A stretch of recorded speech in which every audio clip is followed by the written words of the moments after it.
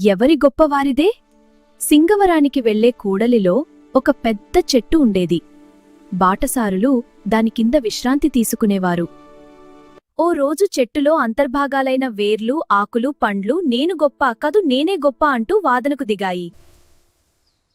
ఈ విషయం గమనించిన చెట్టు వాటిని శాంతపరిచి, కొన్ని రోజులాగండి, మీలో ఎవరు గొప్ప అన్న విషయాన్ని నేను తేలుస్తాను అని చెప్పింది.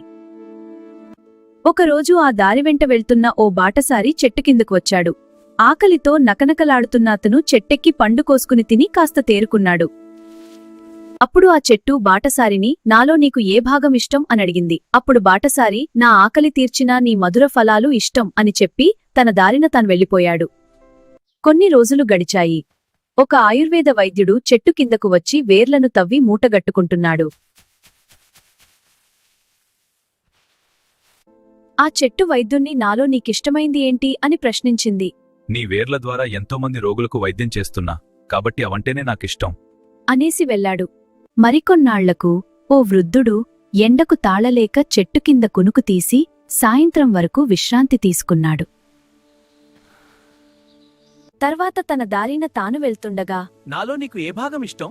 ఎండ నుంచి నాకు ఉపశమనాన్ని కలిగించిన నీ ఆకులు, కొమ్మలంటే ఇష్టం.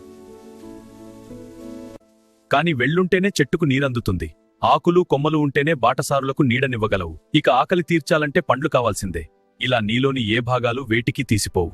అన్నీ సమన్వయంతో పనిచేస్తేనే చెట్టు మనగలుగుతుంది.